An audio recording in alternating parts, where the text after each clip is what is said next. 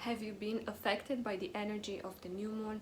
Have you felt like you were restless? Have you felt like you were always tired? Have you ever felt that maybe you don't find your place?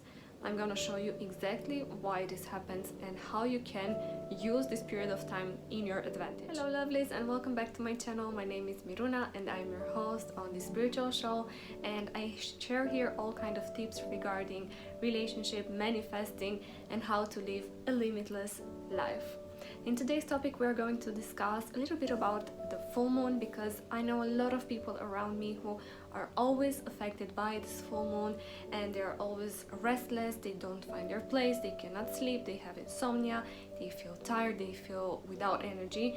And I want to explain to you why is this actually happening and how you can use this into your advantage, because of course we can use it to our advantage. Everything happens for a reason. If I were to start with something, I want to pinpoint that it's not just spiritual things, not just about energy. It's actually a scientific fact, a physics fact behind everything that's happening, and it's almost natural that the moon will affect us because the moon influences the water on Earth, and we as humans are made at least 70% of water.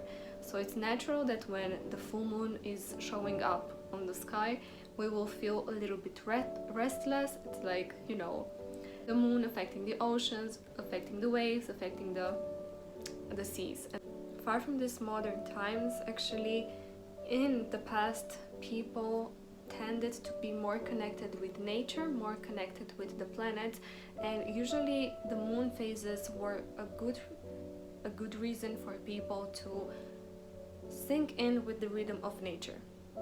And the full moon is actually a moment when we can actually reflect on ourselves, because the full moon gets to surface everything that we are not in alignment with, everything that we need to solve, everything that maybe we are shifting our values towards. So it's actually, as I said, a moment to look very close to our life and everything that we experience. That being said, the full moon is usually a period of time when it's a moment for us to release something that is no longer serving us, while the new moon is the moment or the phase when we create something from new, when we put out intentions in the universe to be manifested. The interesting thing about the full moons is that they are usually associated with a zodiac sign, and this time is associated with the Scorpio sign, which is a water sign. So this full moon will help us dive deep down into our emotions, trying to show us what emotions are primarily the ones that we experience on a daily basis, what emotions are ruling our life, and helping us see what emotions serve us right now and what emotions we can release for our future goals and for our future life. Saying hello to all my fellow Scorpios like me. I'm super curious if you were affected by the full moon so far. Let me know in a comment if you were affected in a negative way or in a positive way, because it can be influencing in both ways, of course. What I do encourage you, however, to do during this full moons, during this period of times, because the energy is very powerful for 3 days before the full moon and 3 days after. So it's like a period of time, it's like a portal. The one thing that you can do is to write down on a piece of paper, to journal your emotions, everything that you're feeling. Not just let them here in your head running every day, making you feel overwhelmed or anxious or sad or even depressed, because it can be a pretty tough and super powerful energy. Write them down to clear your mind every day. It will be a very powerful ritual that you can do.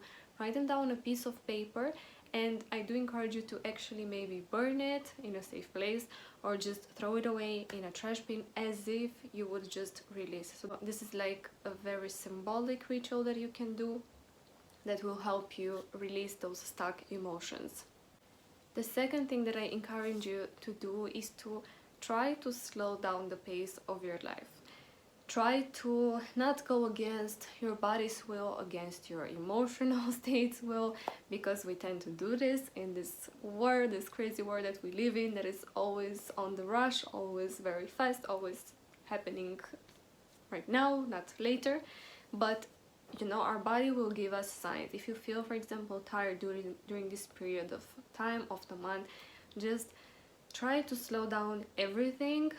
Try to take maybe less tasks, try to sleep more, try to hydrate a lot, try to stay in the sun, try to stay in nature, because nature has its own rhythm that will help you synchronize with it and that will help you feel more calm.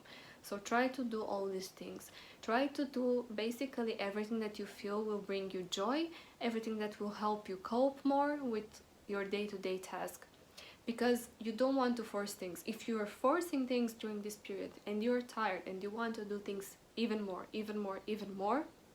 then you will just feel more tired, and at the end you will just burn yourself out and you will not be able to finish everything, and you will just be sad.